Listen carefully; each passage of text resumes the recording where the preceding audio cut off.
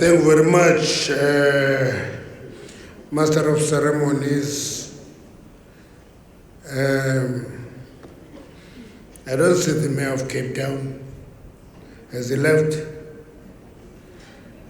Has he left? Okay, it happens sometimes. Many important speakers just speak and leave and not take time to hear any other views different to his.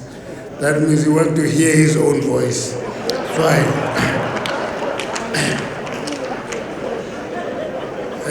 Members of the diplomatic corps,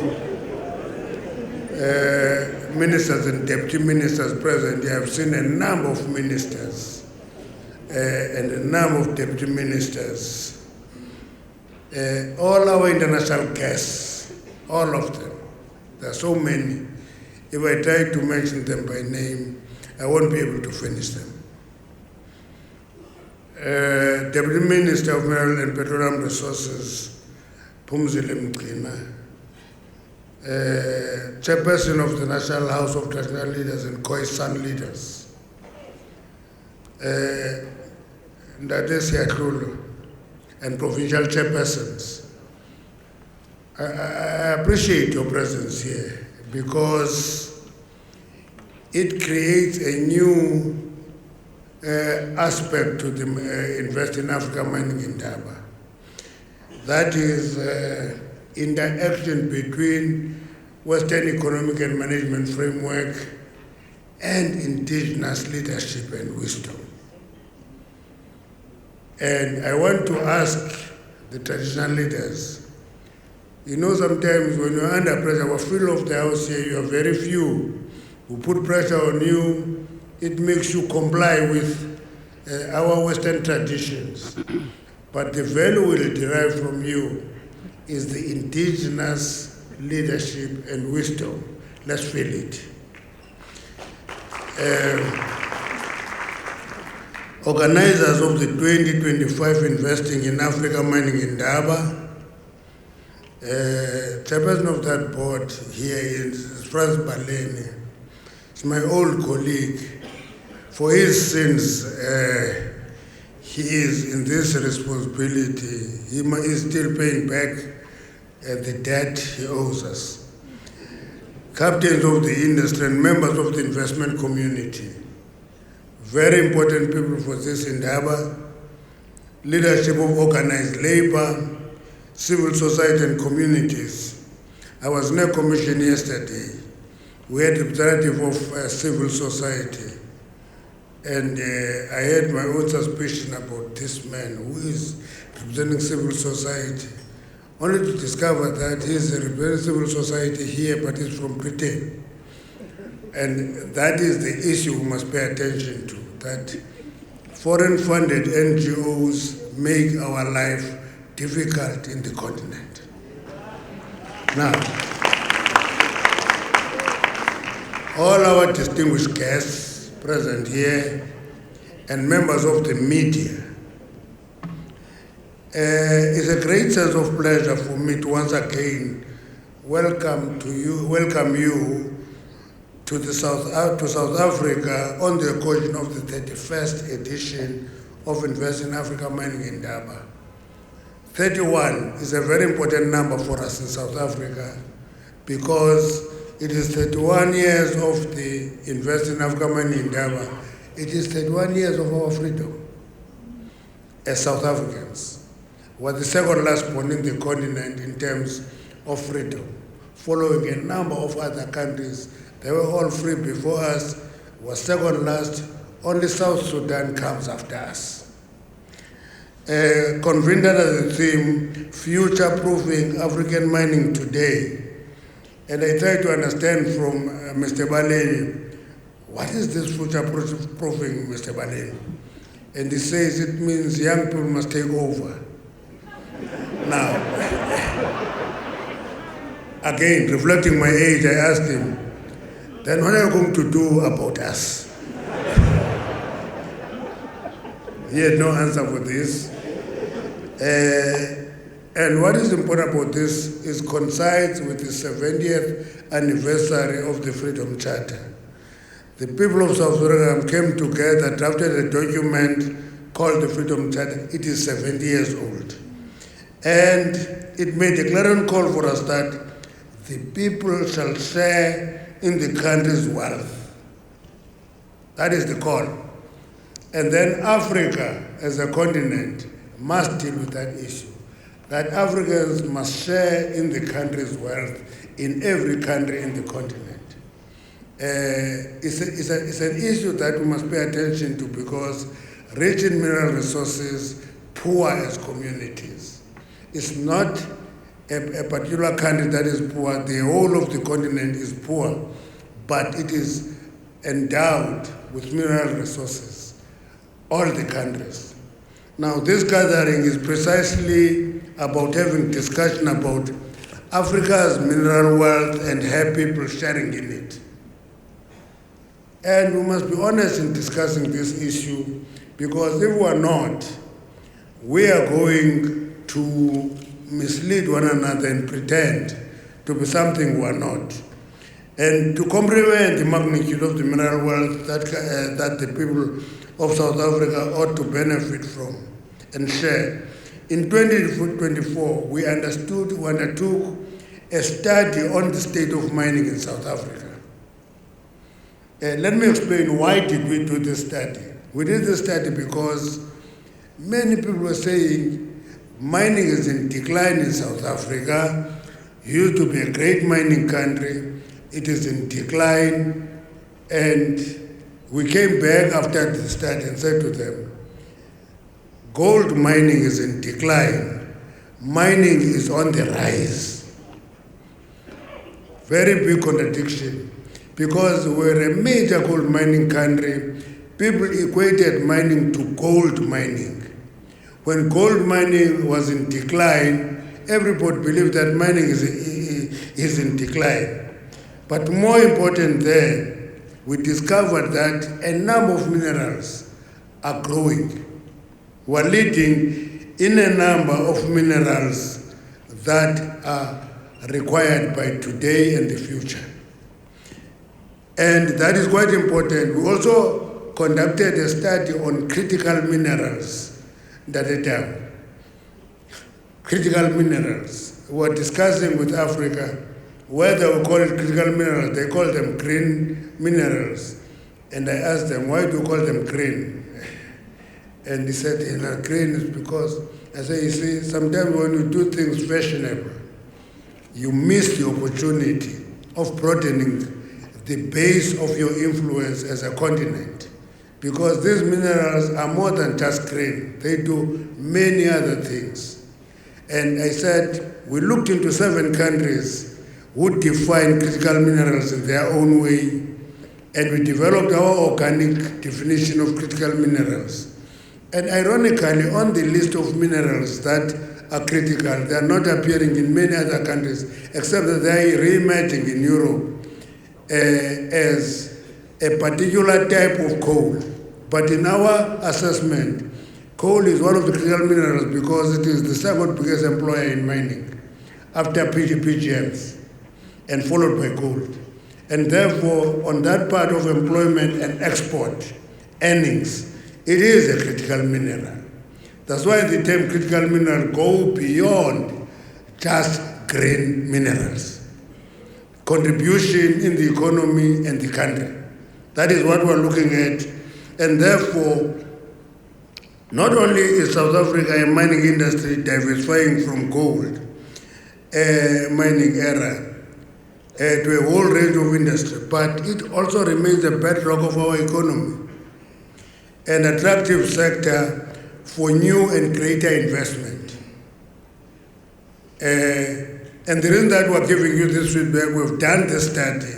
We want investors to demand that study, so that when you want to come and invest in South Africa, you are not doing a trial and error. You know exactly where you want to invest, where is the wealth located, in which mineral, where is that mineral. And our ministry, we have a number of entities in that ministry, will be listening to you, will help you, it will guide you and advise you where to invest. Many investors come to us and say, we want to invest, and they say we want to invest because we want to create jobs. And I stop them. I say, in South Africa we have a program called Expanded Public Works Program. That program is for creating jobs. It doesn't create value. It does employ people to keep them going. And I said, no company is in EPWP. Every company wants to invest to make money. So don't tell me that you want to create jobs. You want to make money, and in the process of making money, you will employ people. Now, that is more honest and more open to us if you tell us that you want to make money. Don't tell us that you want to create jobs. Because you may create jobs and make no money and you get liquidated as a company. What happens? What happens? You got the jobs, you don't make money, you get liquidated, so what? So let's be open and interact honestly with one another. And we're inviting you to come and invest in South Africa. Please do make your money. Because if you make money, you will employ our people.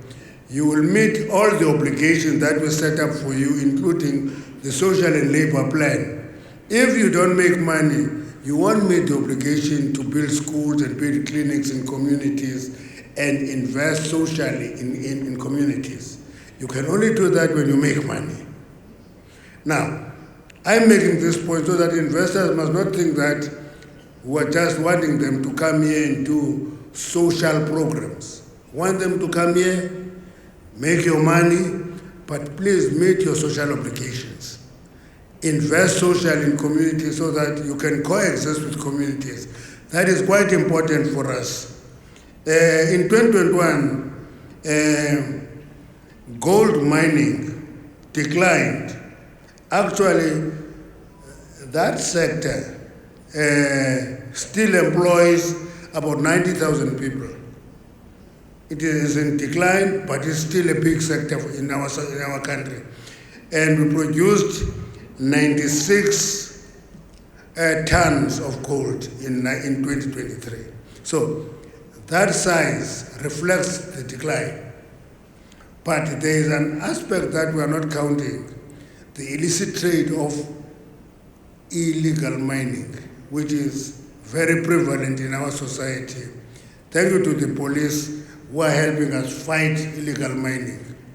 And the only complication is that when there is a hard fight with illegal mining, South Africans come to the fore and say, on humanitarian grounds, a human rights issue, please protect illegal miners, give them food, give them treatment, give that. And I always ask them, guys, you want us to be humanitarian in dealing with criminals. What are we going to do when we must deal with people who are genuine and contributing to the economy? And I'm talking to my colleagues in the cabinet. They all want us to be sympathetic, take them out, do this. And my own view is that if you take a voluntary step to go to a dangerous place, it can't be a humanitarian case. You have voluntarily entered a dangerous place, and the consequence of entering a dangerous place is that you get injured and sometimes die. So it's like committing suicide. Committing suicide can be a humanitarian case. And when they say illegal mining is falling under us, I say, no, that's not mining. Once you get into legal mining, your minister is the Minister of Police. Day one. It's not me. I'm not your minister. You're stealing gold. Your minister is the Minister of Police. Yeah, that's it. PGMs reached the highest level in 2021. They produced 285 tons. Notwithstanding the decline of PGM basket price in 2023, South Africa was the largest producer of PGMs. So investors, PGMs is not fully explored. Come invest in PGMs. It's a very rich area of investment in South Africa. We are appealing to all of you. We are actually producing 73% of global PGM. And we're producing and supplying 38% of palladium, 81% of rhodium. That's what we are producing. So investors, that is an attractive investment area. Please come, have a discussion with us. We can tell you where to find it. I can tell you, standing here, Limpopo, Northwest, you'll get a lot of it. Those are platinum provinces in South Africa. And therefore, please do invest in it.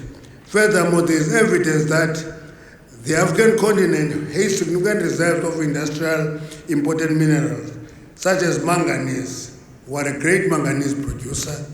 You can talk to us. Copper. If you talk to us, you want too much copper, we'll lead you to DRC and Zambia. They will give you, that is where the concentration of copper is.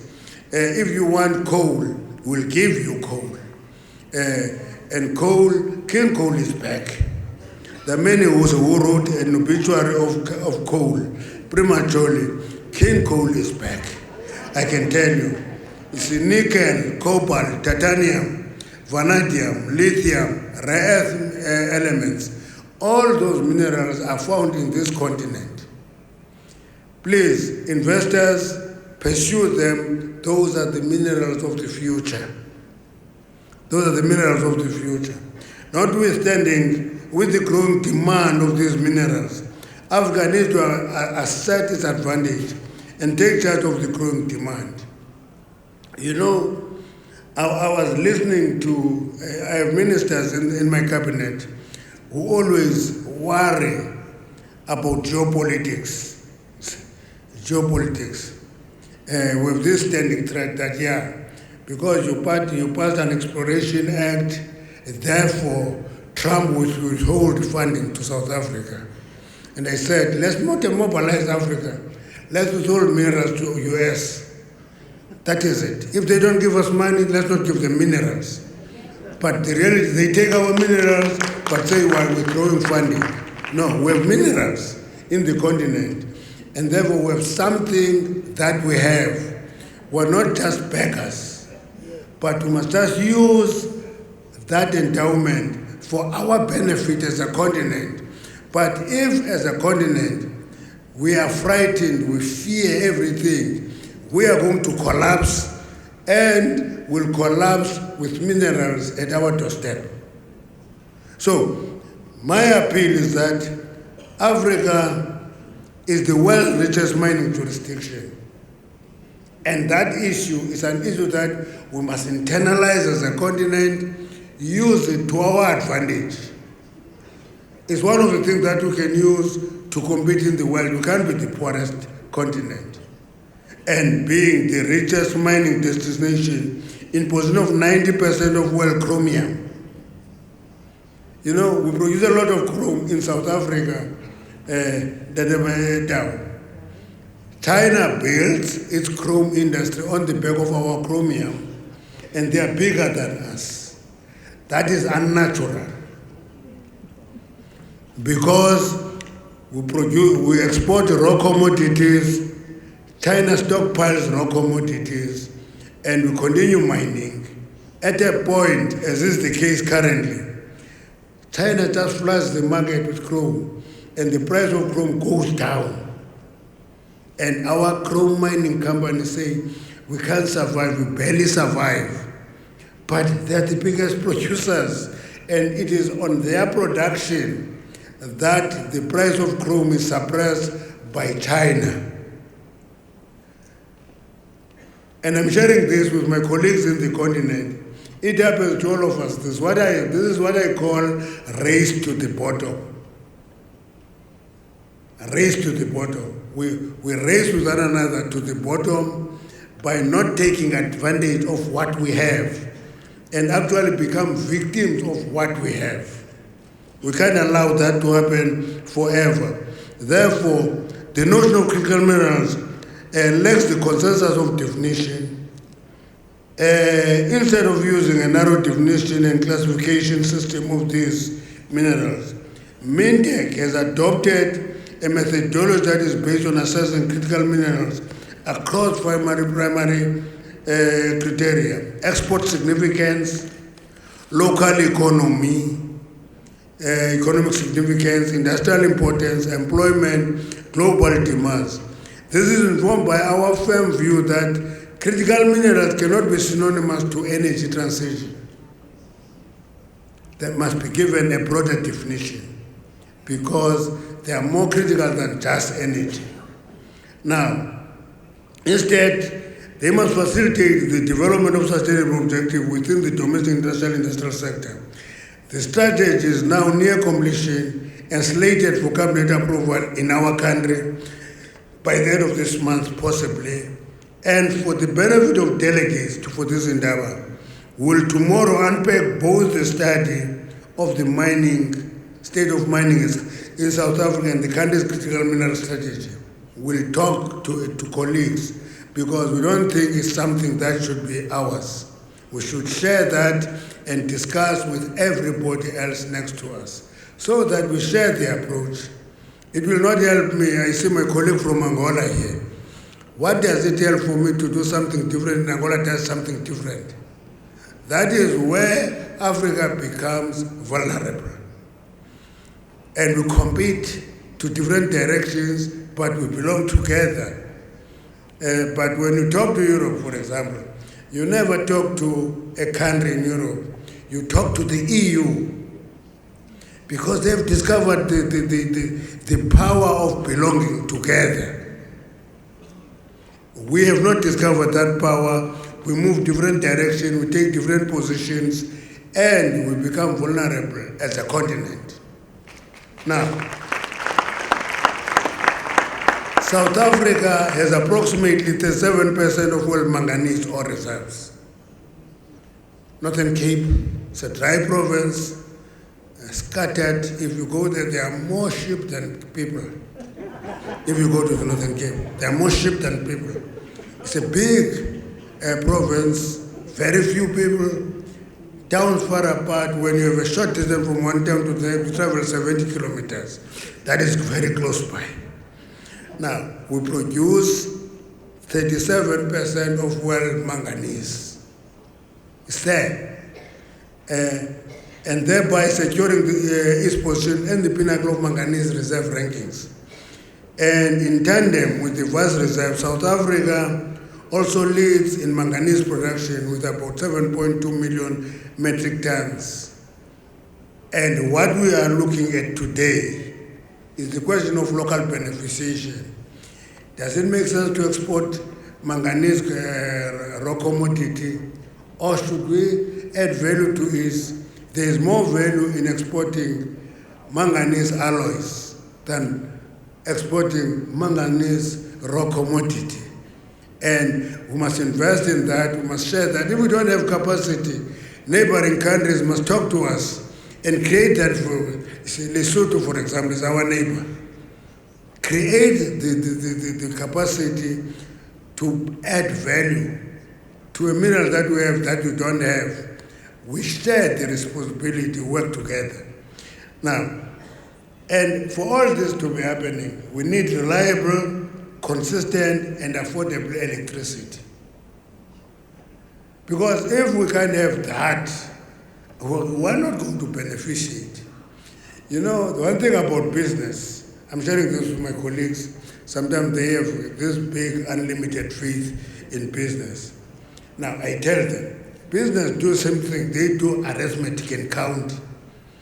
If it costs them less to export raw commodities because electricity is expensive, they will export raw commodities and rather pay whatever you want them to pay. If you want them to pay export tax, and they count if the export tax is less than the cost of electricity, they give you your export tax and export raw commodity because it makes business sense.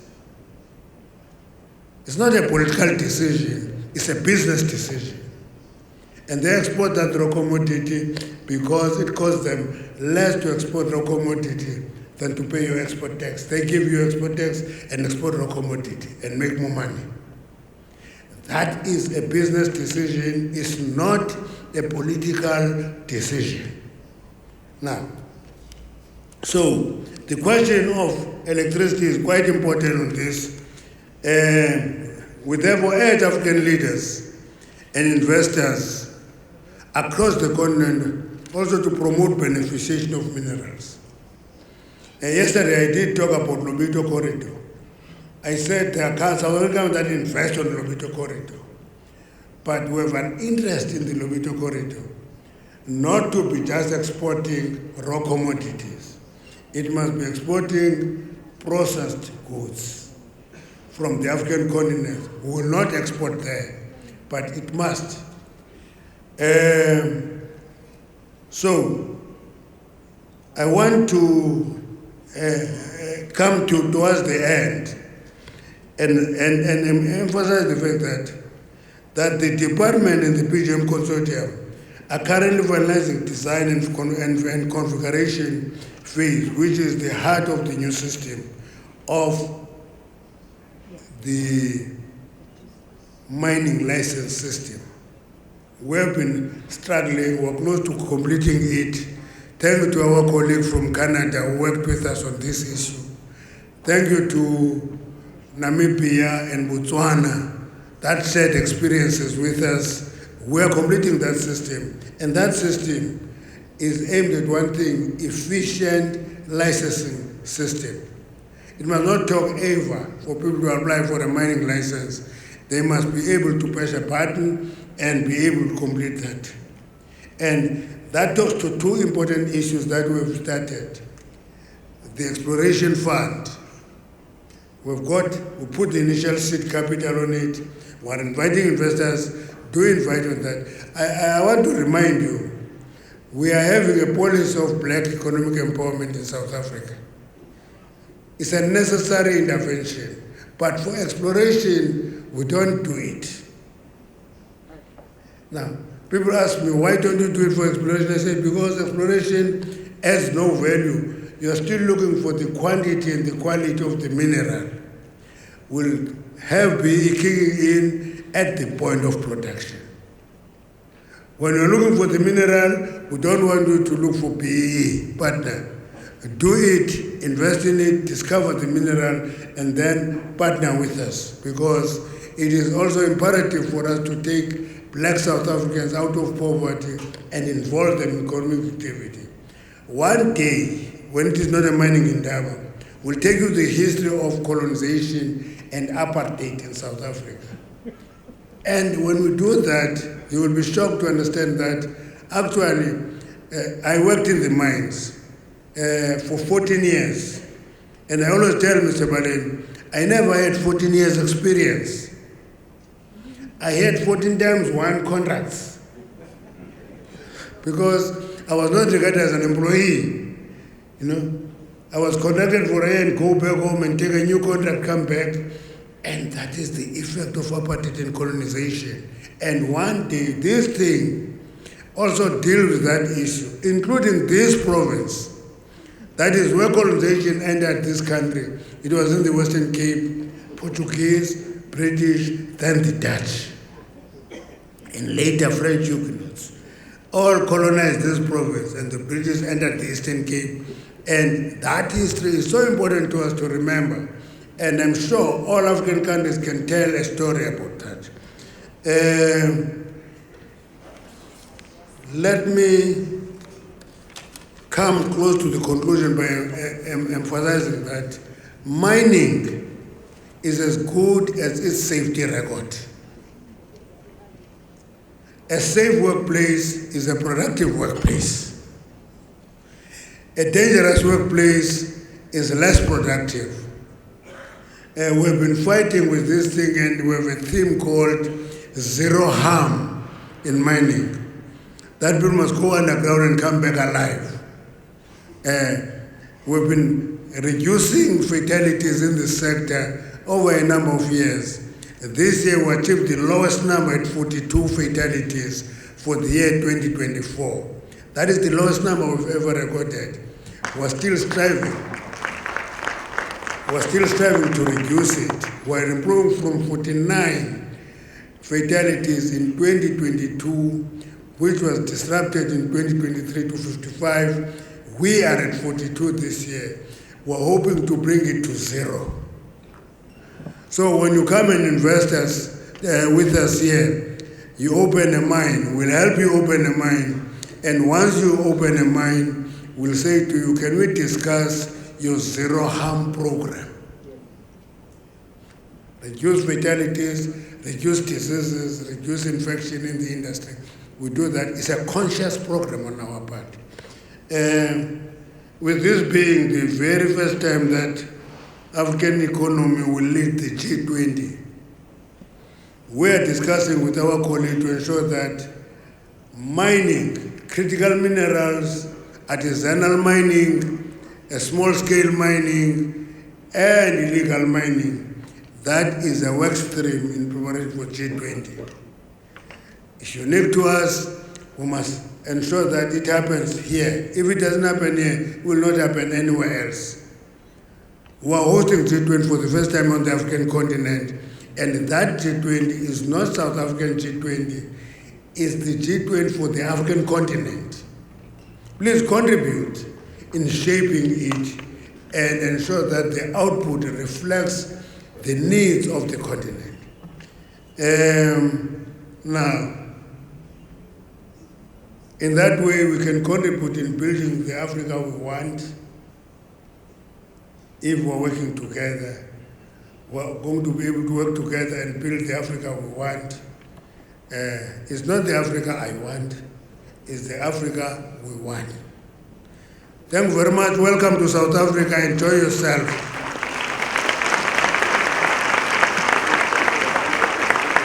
And please enjoy the generosity of our people. Franz said, I always offer generosity of our people. He's also looking to generosity of your people. Thank you very much.